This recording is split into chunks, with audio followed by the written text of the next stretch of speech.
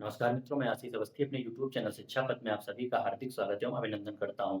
जैसा कि कल की क्लास में हम मौलिक अधिकारों के विषय में आपसे चर्चा कर रहे थे। उसके क्रम में मौलिक अधिकार का पार्ट 1 मैंने कल पढ़ाया था। उसमें मैंने आपको विभिन्न परीक्षाओं में मौलिक अधिकार से संबंधित जो बेसिक क्वेश्चन बने हैं, उनके संबंध में बताया था। उसके बाद अनुच्छेद 12, अनुच्छेद 13 और अनुच्छेद 14 के संबंध में आपसे चर्चा की थी। उसी क्रम में आगे बढ़ते हुए आज हम सबसे पहले समानता का अधिकार, जो कि मैंने आपको बताया था कि अनुच्छेद 14 से 18 तक विस्तारित है, उसके विषय में आज सारे अनुच्छेदों को समाप्त करेंगे और उसके बाद मेरा प्रयास रहेगा कि कल की क्लास में हम स्वतंत्रता संबंधी अधिकार पढ़ेंगे और इसी क्रम में हम पूरे मौलिक अधिकारों को 3-4 वीडियो में समाप्त करके डी डीपीएसपी यानी कि राज्य के नीति निर्देशक तत्वों की तरफ बढ़ जाएँगे। तो सबसे पहले तो मैंने जो कल आपको पढ़ाया था उसके संबंध में मैं आज आपको रिकॉल करा देता हूँ कि जब मैंने कल मौलिक अधिकार से संबंधित जो बेसिक प्रश्न बताए थे, जो कई परीक्षाओं में अभी तक पूछे गए हैं और आगे भी जिनकी पूछे जाने की संभावना है, उसमें मैंने आपको सबसे पहले बताया था कि जो मौलिक अधिकार हैं, मौलिक अधिकार किस देश के संविधान से भारतीय संविधान में ग्रहण किए गए हैं। तो वहाँ मैंने आपको बताया था कि यूएसए के संविधान से मौलिक अधिकारों को भारतीय संविधान में ग्रहण किया गया है। उसी क्रम में मैंने आपको बताया था कि जब मूल संविधान की बात करें, तो कुल 7 मौलिक अधिकारों कितने 7 मौलिक अधिकारों की बात की गई थी, परंतु 44वें संविधान संशोधन 1978 के द्वारा 44वें संविधान संशोधन 1978 के द्वारा अनुच्छेद 31 में शामिल संपत्ति के अधिकार को मौलिक अधिकार की श्रेणी से हटाकर अनुच्छेद 301 के तहत अनुच्छेद 301 के तहत विधिक अधिकारों में डाल दिया गया था। इसके अलावा मैंने आपको ये बताया था कि मौलिक अधिकार न्यायालय में प्रवर्तनीय है। न्यायालय में प्रवर्तनीय का मतलब मैंने आपको बताया था कि अगर हमारे मौलिक अधिकारों का हमारे मतलब भारत के किसी भी नागरिक का यदि मौलिक अधिकारों का हनन होता है, तो वह अनुच्छेद 32 के तहत सुप्रीम कोर्ट से सहायता ले सकता है। अनुच्छेद 226 के तहत वह हाई कोर्ट से सहायता ले सकता है। इस संबंध में जो भी बेसिक पॉइंट बन सकते थे, इसी क्रम में मैंने आपको बताया था कि भाग 3 को भारतीय संविधान का मैग्ना कार्टा कहा जाता है। बहुत महत्वपूर्ण प्रश्न है। कई बार पूछा गया और आगे भी पूछा जा सकता है, इस फैक्ट को आप याद रखिएगा। तो इन सब चीज़ों के विषय में जो भी महत्वपूर्ण फैक्ट मौलिक अधिकार से संबंधित जो भी महत्वपूर्ण फैक्ट बन सकते थे, उसके संबंध में मैंने आपसे चर्चा की थी। उसी क्रम में मैंने अनुच्छेद 12 के संबंध में बताया था कि राज्य की परिभाषा दी गई है। अनुच्छेद 13 में मैंने आपको ये बताया था कि राज्य कोई भी ऐसा कानून नहीं बना सकता है जिससे किसी भी भारतीय नागरिक के मौलिक अधिकारों का हनन होता हो। इस स्थिति में अगर कोई कोई राज्य या केंद्र सरकार कोई ऐसा कानून बनाती है जिससे किसी भी नागरिक के मौलिक अधिकारों का हनन होता है, तो वह न्यायालय अनुच्छेद 32 के तहत सुप्रीम कोर्ट और अनुच्छेद 226 के तहत हाई कोर्ट उस कानून को शून्य घोषित कर सकती है। उसी क्रम में मैंने आपको अनुच्छेद 14 पढ़ाया था, जिसमें विधियों के समक्ष समान संरक्षण, विधियों के समक्ष संरक्षण, इसके संबंध में मैंने आपसे चर्चा की थी। उसमें मैंने आपको राष्ट्रपति व राज्यपाल के विशेष अधिकारों के संबंध में बताया था। तो उसी क्रम में आज आगे बढ़ते हुए हम अनुच्छेद 15 की बात करेंगे। तो अनुच्छेद 15 में हमसे क्या कहा गया है? अनुच्छेद 15 में प्रावधान दिया गया है, सबसे पहले हम बात करेंगे अनुच्छेद 15 ए की। एक उसमें कहा गया कि राज्य किसी भी व्यक्ति के खिलाफ धर्म, मूल वंश, जाति, लिंग व जन्म स्थान के आधार पर कोई भेदभाव नहीं करेगा। राज्य किसी भी व्यक्ति के खिलाफ धर्म, मूल वंश, जाति, जन्म स्थान आदि के नाम पर कोई भी भेदभाव नहीं करेगा। यानी कि यहाँ अनुच्छेद 15 में भेदभाव से निषेध की बात की गई है। भेदभाव से निषेध की बात की गई है, किसी प्रकार का भेदभाव नहीं किया जा सकता। अच्छा, अनुच्छेद 15 से संबंधित अभी तक मैंने जो परीक्षाओं में देखा, वहाँ से 3 तरीके के क्वेश्चन पूछे गए हैं। उन तीनों को मैंने यहाँ पे अलग लिया है और अनुच्छेद 15 के अंतर्गत और भी जो फैक्ट हैं, उनको मैंने इस बॉक्स में लिख दिया है, जिनको आपको देख लेना है। हो सकता है यहाँ से जनरल प्रश्न उठा लें, लेकिन अभी तक यहाँ से प्रश्न उठाए गए हैं। तो उसके बाद हम बात करेंगे अनुच्छेद 15(3) की। अनुच्छेद 15(3) में क्या कहा गया है कि राज्य को महिलाओं और बच्चों के लिए कोई विशेष प्रावधान करने से निवारित नहीं करेगा। कहने का मतलब ये है कि जो इसमें बात भेदभाव भेदभाव पे रोक की बात की गई है, तो उसमें एक अपवाद के तौर पे क्या दिया गया 15(3) में कि राज्य को महिलाओं और बच्चों से संबंधित यदि कोई विशेष कानून राज्य बनाता है, तो यह अनुच्छेद उससे उसको नहीं रोकता है। जिसका उदाहरण है आपके लिए घरेलू हिंसा रोकथाम अधिनियम 2005। घरेलू हिंसा रोकथाम अधिनियम 2005 जो महिलाओं को विशेष अधिकार देता है, वो इसका उदाहरण हो सकता है।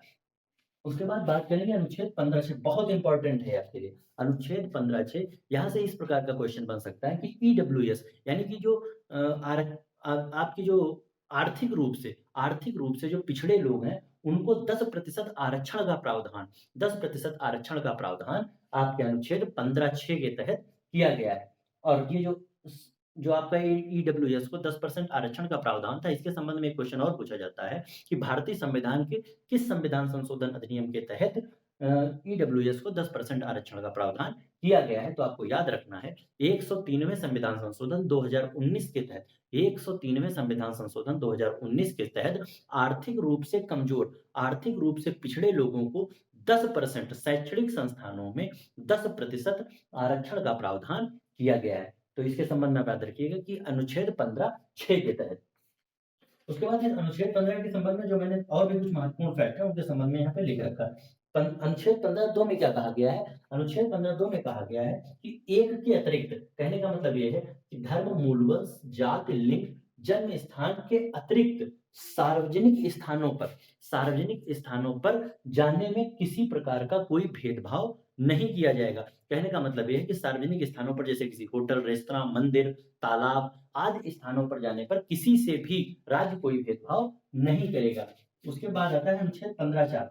अनुच्छेद 15(4) में क्या कहा गया है? चूंकि बात यहाँ पे हम समानता के अधिकार की कर रहे हैं, तो कई ऐसे प्रावधान हैं जिससे हमको ये महसूस होता है कि अगर बात समानता के अधिकार की जा रही है तो इनको विशेष प्रावधान क्यों दिया गया है। तो उसी संबंध में यहाँ 15(4) में कहा गया है कि एससी एसटी के लिए विशेष प्रावधान के लिए नहीं रोका गया। कहने का मतलब ये है कि अनुसूचित जाति, अनुसूचित जनजाति, अनुसूचित जाति और अनुसूचित जनजाति के लिए विशेष प्रावधान, क्योंकि ये शैक्षणिक रूप से पिछड़े लोग थे, शैक्षणिक रूप से पिछड़े लोग थे, इसलिए इनके संबंध में विशेष प्रावधान से नहीं रोका गया है। बात किस अनुच्छेद में कही गई है? अनुच्छेद 15(4) में। और इसका प्रावधान पहले संविधान संशोधन अधिनियम 1951 के द्वारा किया गया था। उसके बाद अनुच्छेद 15(5) में क्या कहा गया है कि एससी एसटी के लिए शैक्षणिक संस्थाओं में प्रवेश के लिए नहीं रोका गया। जो बात यहाँ 15(4) में कही गई थी कि एससी एसटी के लिए विशेष प्रावधानों के लिए नहीं रोका गया है, उसी क्रम में अनुच्छेद 15(5) में भी कहा गया है कि एससी एसटी के लिए शैक्षणिक संस्थानों में चाहे प्रवेश की बात हो या अन्य किसी नियम की बात हो, उनके प्रवेश को मतलब उनके लिए विशेष अधिकारों को नहीं रोका गया है अनुच्छेद 15(5) के तहत। अच्छा, यहाँ पे नहीं रोका गया, तो बार-बार मैं नहीं रोका गया का प्रयोग कर रहा हूँ। इसका मतलब ये है कि जो समानता के अधिकार की बात की गई है, तो हमारे मन में ये प्रश्न उठ सकता है कि आखिर बात अगर समानता के अधिकार की है, तो आखिर इनको ये विशेष प्रावधान क्यों दिए गए हैं? तो उसका रीज़न सिर्फ यही है, चूँकि ये जब भारतीय संविधान लागू हुआ था, उस टाइम में शैक्षणिक रूप से पिछड़े हुए लोग थे, इसलिए इनके संबंध में विशेष प्रावधान किए गए हैं।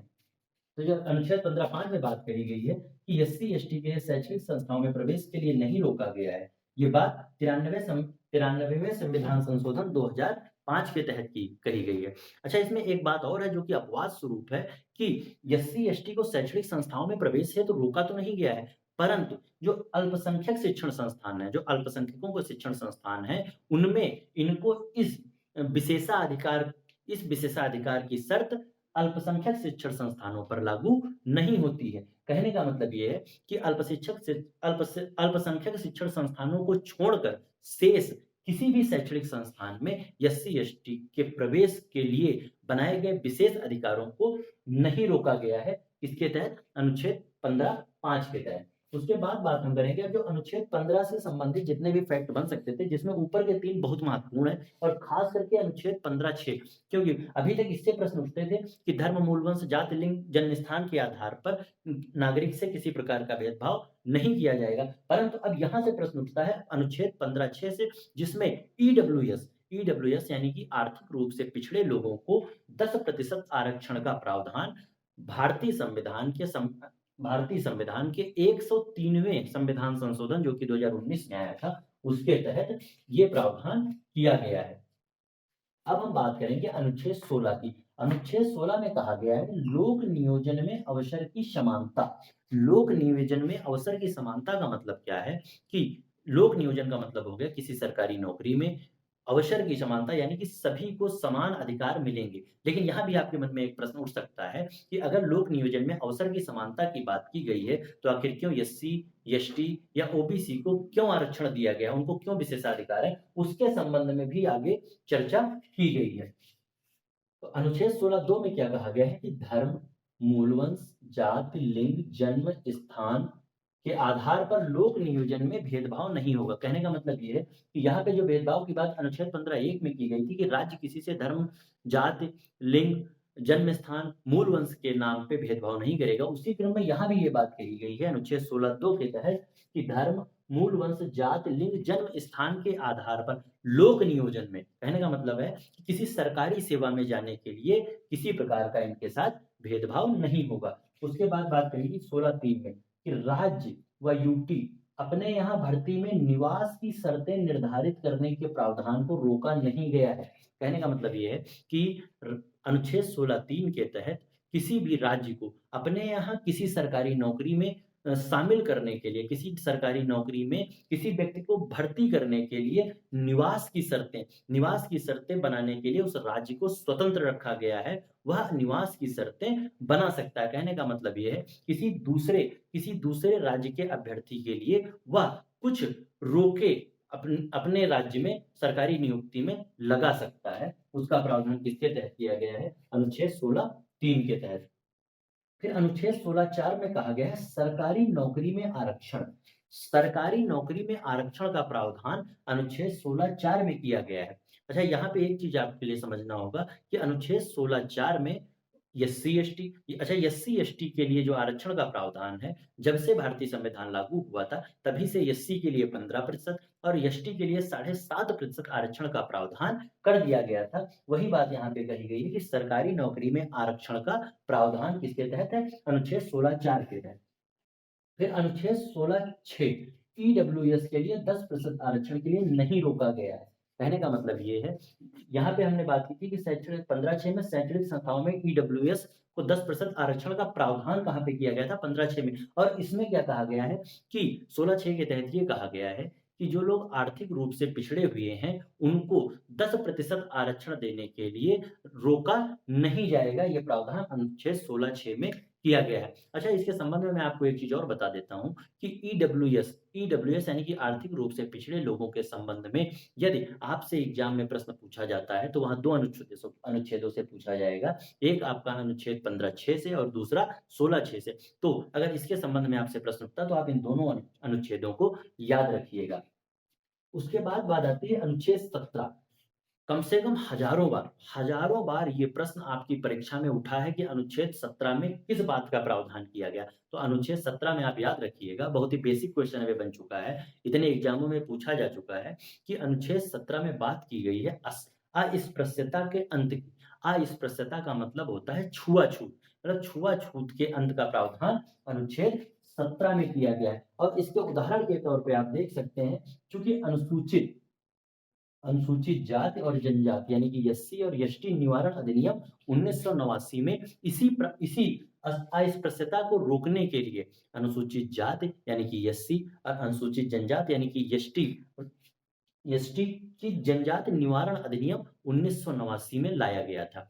अस्पृश्यता को रोकने के लिए क्या किया गया था कि 1989 में अनुसूचित जाति और अनुसूचित जनजाति निवारण अधिनियम आया था। उसके बाद बात होती है अनुच्छेद 18 की। अनुच्छेद 18 में क्या कहा गया? उपाधियों का अंत।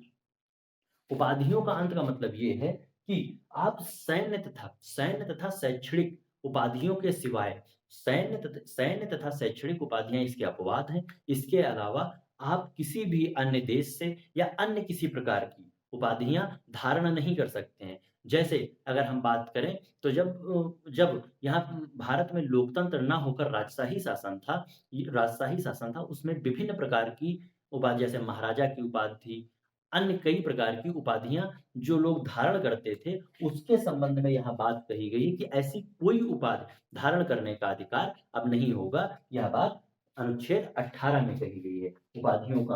अच्छा, ऐसे जो मैंने आपको बताया याद रखिएगा, सैन्य तथा शिक्षा के अलावा, कहने का मतलब यह है कि सैन्य तथा शिक्षा के अलावा आप अन्य उपाधियां धारण नहीं कर सकते हैं, लेकिन सैन्य और शिक्षा की उपाधियां धारण की जा सकती है। इसी क्रम में क्या लिखा गया है इसी अनुच्छेद 18 के तहत कि कोई नागरिक विदेशी राज्य से कोई उपाधि प्राप्त नहीं करेगा। मैंने आपको पहले बताया कि कोई भी भारतीय नागरिक विदेशी राज्य से कोई उपाधि प्राप्त नहीं करेगा। और दूसरी लाइन में लिखा गया है कि कोई ऐसा सरकारी सेवक विदेशी राज्य से कोई उपाधि या कोई भेंट राष्ट्रपति की अनुमति के बगैर, राष्ट्रपति की अनुमति के बिना कोई भी सरकारी सेवक किसी अन्य देश से कोई उपाधि या कोई भेंट प्राप्त नहीं करेगा और ना ही भेंट को स्वीकार करेगा। तो इससे संबंधित अनुच्छेद 18 से संबंधित जो भी फैक्ट थे मैंने आपको बता दिए हैं। तो इस क्रम में हमारा जो समानता का अधिकार था, जो अनुच्छेद 14 से 18 तक विस्तारित था, उसके क्रम में जितने फैक्ट्स बन सकते थे, मैंने आपको बहुत साधारण शब्दों में बताने का प्रयास किया है। उसमें आप ये याद रखिएगा कि 15(6) और 16(6) अनुच्छेद 15(6) और अनुच्छेद 16(6) दोनों आर्थिक रूप से पिछड़े हुए लोगों के 10% आरक्षण से संबंधित हैं और इस क्रम में आप ये भी याद रखिएगा कि ईडब्ल्यूएस यानी कि आर आर्थिक रूप से पिछड़े लोगों के लिए जो 10% आरक्षण का प्रावधान किया गया है, वह भारतीय संविधान में संविधान 103वें संविधान संशोधन 2019 के तहत किया गया है। अच्छा, उसी क्रम में आपको एक बात मैं यहाँ पे बताना चाहूँगा, जो हमने यहाँ पे 16(4) में सरकारी नौकरी में आरक्षण के प्रावधान के संबंध में बात की है, तो उसमें मैंने आपको ये बताया है कि चूंकि एससी और एसटी को संविधान लागू होने के समय ही आरक्षण प्राप्त था, उस क्रम में मैंने आपको ये भी बताया कि एससी को 15% आरक्षण और एसटी को 7.5% आरक्षण प्राप्त था। लेकिन ओबीसी के लिए आरक्षण की बात कहाँ से सामने आई, उसके संबंध में मैं आपसे यहाँ पे चर्चा कर लेता हूँ। तो ओबीसी का मतलब क्या हो गया? पिछड़े लोगों के लिए ओबीसी की श्रेणी में पिछड़े वर्ग के लोगों को ओबीसी की श्रेणी में रखा गया है। तो उसके संबंध में आपको बता रहा हूँ कि पिछड़ापन जांच आयोग राष्ट्रपति के द्वारा गठित किया गया। उसमें सबसे पहला आयोग आया है 1953 में। पहला आयोग आया 1953 में, जिसका नाम था काका कालेकर आयोग। क्या नाम था? 1953 में काका कालेकर आयोग आया, जिसने अपनी रिपोर्ट 1955 में सौंपी। उसी क्रम में दूसरा आयोग आता है वीपी मंडल आयोग। 1978 में वीपी मंडल आयोग का गठन किया गया, जिसने अपनी रिपोर्ट 1980 में सौंपी। अच्छा, उसी क्रम में क्या हुआ कि 1990 में वीपी सिंह सरकार ने एससी, जिसको 15% आरक्षण पहले से प्राप्त था, एसटी जिसको 7.5% आरक्षण प्राप्त था, उसी क्रम में एक आरक्षण और बढ़ाते हुए ओबीसी को 27% आरक्षण प्रदान कर दिया। ओबीसी को यहाँ पे 27% आरक्षण दिया गया। अच्छा, इस क्रम में और आगे क्या हुआ कि जब ओबीसी को 27% आरक्षण दे दिया गया, तो ये मामला कोर्ट पहुंच गया। जब ये मामला कोर्ट पहुंचा तो 1992 में इंदिरा साहनी केस, बहुत महत्वपूर्ण केस है आपके लिए, यहाँ से प्रश्न उठता है कि इंदिरा साहनी केस में किस चीज का प्रावधान किया गया था। सबसे पहली बात आप याद रखिएगा कि 1992 में इंदिरा साहनी केस आता है, उसमें क्या बात कही गई थी कि आरक्षण की सीमा 50% से अधिक नहीं होगी। कहने का मतलब ये है कि 50% सीटें जनरल के लिए रखी जाएंगी और 50% सीटें आरक्षित होंगी। ये अधिकतम की बात की गई थी कि अधिकतम सीमा 50% से अधिक नहीं होगी, परंतु साथ में यह भी प्रावधान किया गया था कि विशेष स्थिति में संभव है। कहने का मतलब ये है कि इंदिरा साहनी केस 1992 में ये बात तो कही गई कि आरक्षण की सीमा 50% से अधिक नहीं होगी, लेकिन अगर कोई ऐसी स्थिति बनती है जहां पे यह आवश्यक हो जाता है कि आरक्षण 50% से अधिक बढ़ाया जाए, तब यह संभव है और बढ़ाया जा सकता है। अच्छा, यहाँ पे ओबीसी की दो श्रेणियां सामने आई थी, एक आई थी क्रीमिलियर और एक नॉन क्रीमिलियर। तो इसमें क्या कहा गया था कि क्रीमिलियर को आरक्षण नहीं मिलेगा, अच्छा, यहाँ पे आप एक चीज ये याद रखिएगा, यहाँ से प्रश्न उठ सकता है कि एससी एसटी को जब भारतीय संविधान लागू हुआ था तभी से आरक्षण प्राप्त था, जिसमें मैंने आपको बताया एससी को 15% और एसटी को 7.5%, जबकि अब ओबीसी को 1990 में वीपी सिंह सरकार द्वारा ओबीसी को भी 27% आरक्षण दिया गया है। और उसके बाद जब यह बात कोर्ट पहुंची थी तो 1992 के इंदिरा साहनी केस में यह बात स्पष्ट की गई कि किसी भी परिस्थिति में आरक्षण 50% से अधिक नहीं होगा। लेकिन अगर कभी ऐसी स्थिति बनती है, कभी ऐसी विशेष स्थिति बनती है कि आरक्षण को 50% से अधिक किया जाना आवश्यक है, तो यह संभव होगा, आरक्षण 50% से अधिक किया जा सकता है। तो आज मैंने आपको समानता के अधिकार में अनुच्छेद 15, 16, 17 और 18 के विषय में विगतवार विस्तृत बता दिया है। मेरे हिसाब से अगर आपको इतना तैयार होगा तो इसके अतिरिक्त समानता के अधिकार से प्रश्न